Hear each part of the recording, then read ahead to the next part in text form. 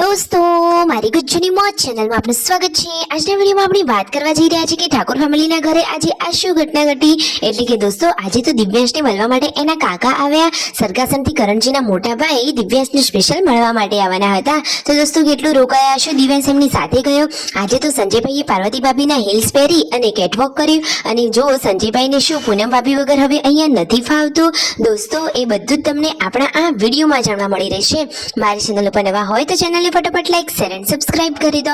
Full video in live of Thakor channel દોસ્તો full વિડિયોની link ડિસ્ક્રિપ્શનમાં મૂકેલી છે, ત્યાં જઈ તમે આખો વિડિયો વોચ કરી શકો છો।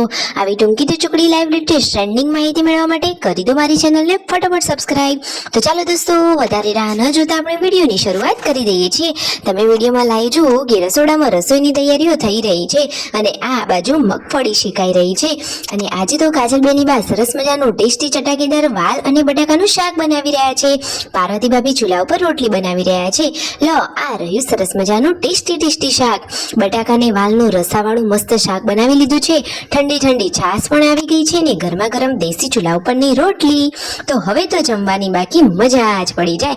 ઘરમાં તો ગરમી લાગતી હતી તો અહીંયા બહાર દેશી સ્ટાઇલમાં ઢાબાની રીતે જમવા માટે આવી ગયા છે સંજયભાઈ અને રણજીતભાઈ।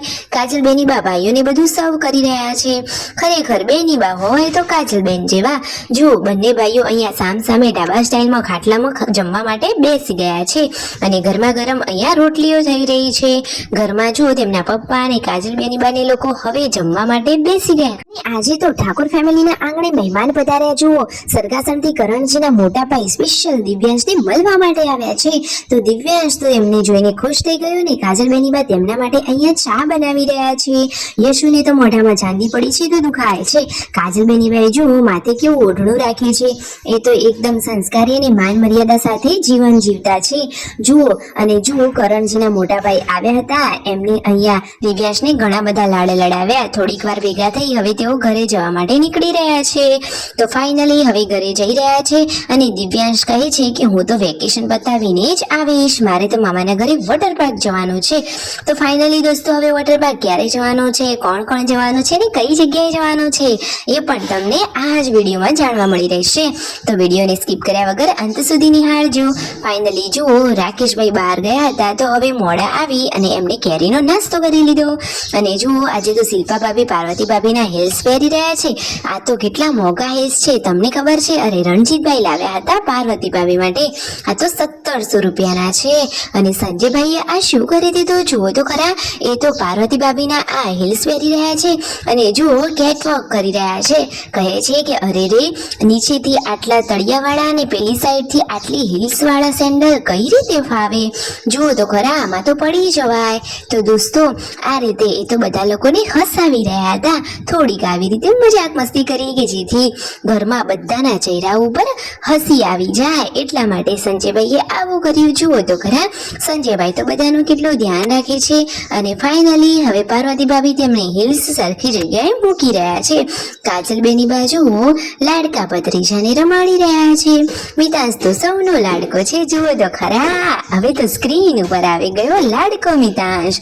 અને આ તેમના પપ્પાના હિસાબની જૂની ડાયરી મળી ગઈ। તમે જુઓ તો ખરા કે કઈ સાલની છે, 1993 સાલની આ ડાયરી મળી। જુઓ એમાં તો તેમના જૂના હિસાબો લખેલા છે, તો કેટલાક હિસાબો તો હજુ લેવાના પણ બાકી છે।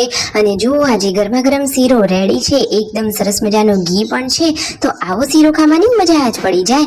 અને હવે તેમના ઘઉં કે જેને આ પીપળામાં હવે સંગ્રહિત કરી લેવાના છે, તો એના માટે આજે રાકેશભાઈ લાવ્યા હતા થેલીઓ, તો એમાં મૂકવાના છે। આ બાજુ કાજલબેની બા શાક સમારવાની શરૂઆત કરી લીધી છે અને શિલ્પા ભાભીએ હવે ચૂલોને ચેતાવી દીધો છે, તો હવે જમવાની તૈયારીઓ થઈ રહી છે। આ બાજુ પાર્વતી ભાભી રાત માટે રોટલીઓ કરી રહ્યા છે અને કાજલબેની બા અહીંયા શાક ચડવી રહ્યા છે। શેનું શાક બનાવ્યું છે તમને ખબર છે? સરસ મજાનું સેવ ટામેટાનું શાક। અરે વાવ, કાજલબેની બાના હાથનો વઘાર હોય તો એ શાક ખાવાની તો મજા જ કંઈક અલગ હોય।